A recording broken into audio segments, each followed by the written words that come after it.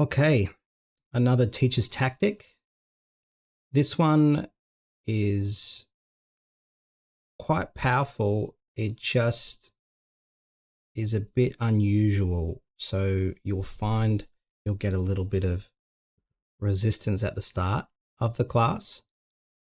But if you can convince them, then you'll see great results. The whole concept's based around giving them permission to be wrong. And why should we do that? Because dancing is creative.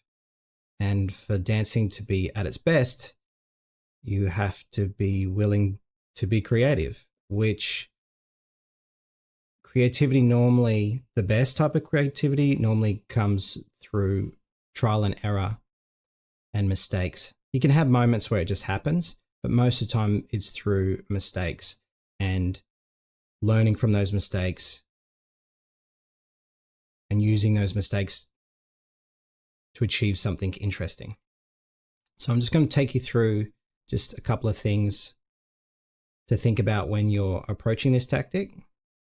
So I wouldn't do this tactic until you have finished the choreography. And then once you finish the choreography, then you can start talking about it. So you're just going to let them know that it's okay to mess up. They're going to be like, well, but we're going to let them know that it's okay to mess up.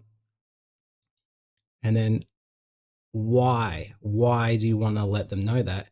Is that the pressure that they feel to do well, we want them to be aware that just in purely loving what they do and they want to be great at what they love, they're putting this unnecessary pressure on themselves, and that pressure is getting them to hold back.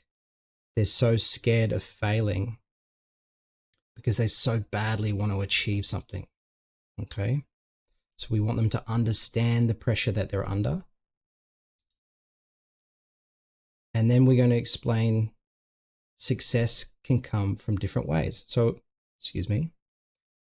what I mean by that is most of your advanced students are going to have a process of how they do things so that they can achieve things faster and they can be consistent with it. But what happens is that they become stale and everything starts to look the same way. So we want them to know that if it's okay, if they have permission to be wrong, so they can explore different ways to still achieve success. And then we're going to just reassure them that mistakes are normal.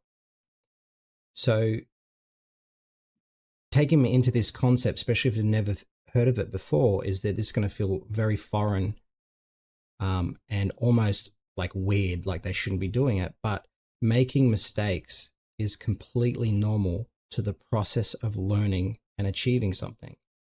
So we just want to reassure them that these mistakes are part of where they want to go. If anything, are super important to have to achieve. So reassurance is really important.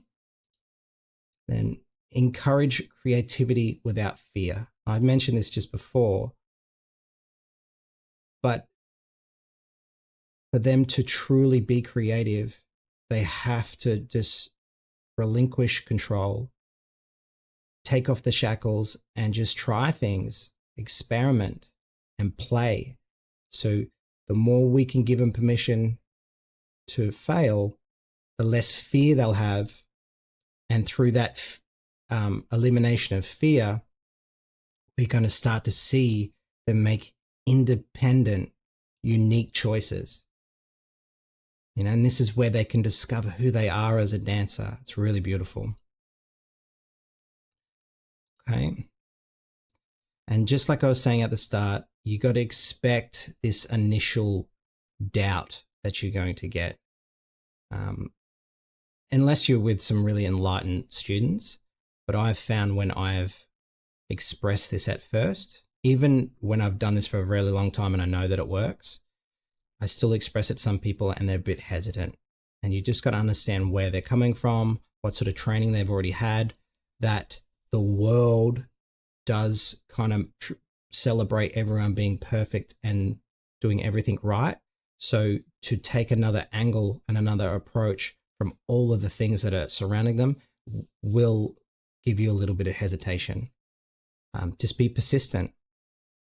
You know, you can say the same thing several different ways, and one of the ways that you say it will get through to them. And then just again, like reassurance, is that you're just emphasizing being wrong can lead to finding what's right.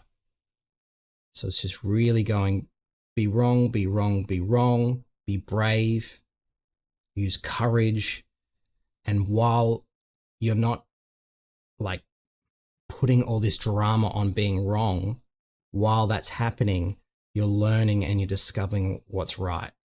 But if you don't remove this negativity from being wrong, it's very hard to see what works and what doesn't.